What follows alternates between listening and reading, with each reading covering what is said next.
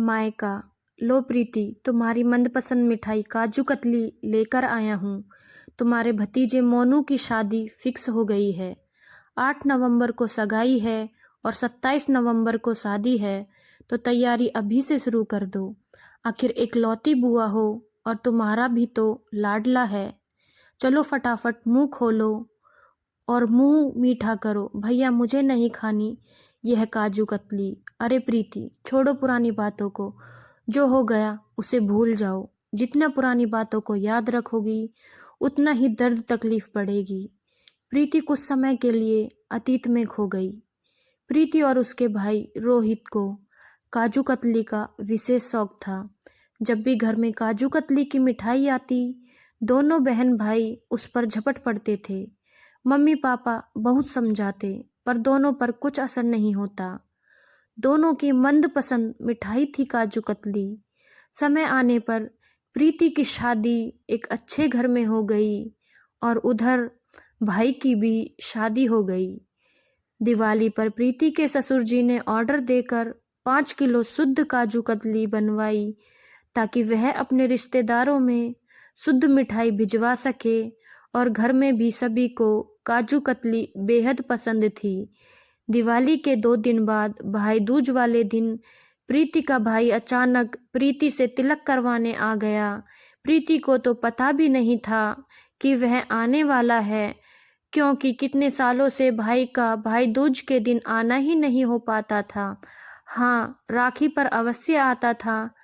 खाना खा पी कर और तिलक करवा कर जैसे ही रोहित जाने लगा कि प्रीति ने कहा, अरे भाई, त्योहार के दिन क्या बहन अपने भाई को ऐसे ही खाली हाथ भेजेगी? आप इतना सब कुछ तो ले आए, तो क्या मैं कुछ भी नहीं दूंगी? बच्चे भी तो बुआ की मिठाई का इंतजार कर रहे होंगे।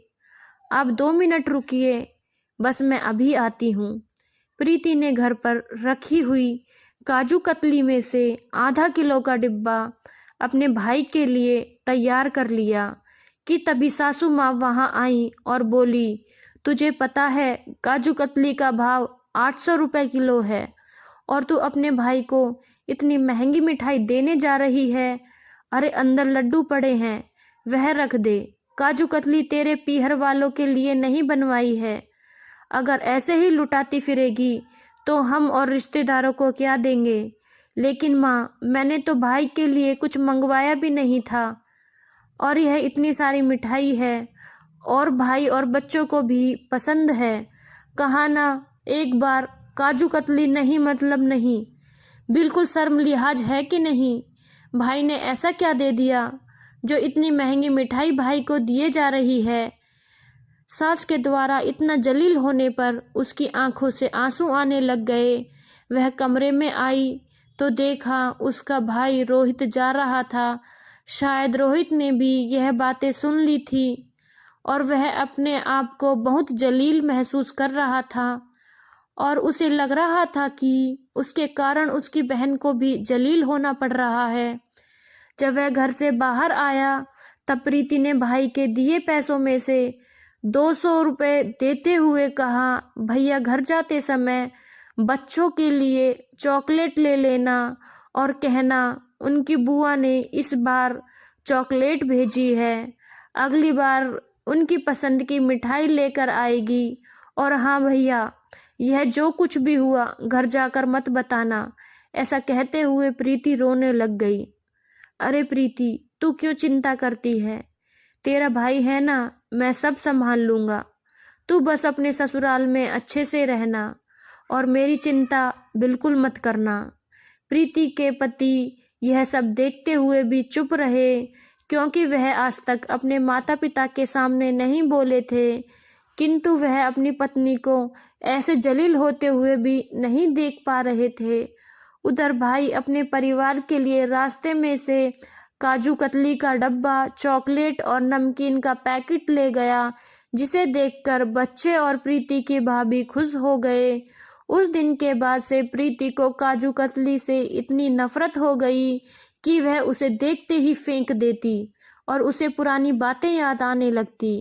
काजू कतली की वजह से उसे और उसके भाई को इतना शर्मिंदा होना पड़ा। 15 साल बाद आज प्रीति का भाई उसके लिए काजू कतली का डिब्बा लिए खड़ा था और प्रीति आज भी खाने से मना कर रही थी, किंतु रोहित ने अपनी बहन को यह कहकर मिठाई खिला दी कि मन में कड़वाहट रखने से कुछ नहीं होता, बल्कि रिश्तों में खटास आ जाती है। मेरी प्यारी बहन, जो हुआ वह भूल जा। और उसके मुंह में काजू कतली का एक टुकड़ा जबरदस्ती खिला दिया। प्रीति ने भी भाई का मन रखने के लिए काजू कतली खा तो ली, किंतु वह कैसे उस जलालत को, दर्द को भूल जाए जो भाई बहन के संबंधों से बढ़कर काजू कतली के दाम पर आ गया था। क्या काजू कतली भाई बहन के रिश्तों से भी महंगी है? अगर आपको हमारी कहानी अच्छी लगे तो चैनल को लाइक, शेयर और सब्सक्राइब करना ना भूलें। धन्यवाद दोस्तों।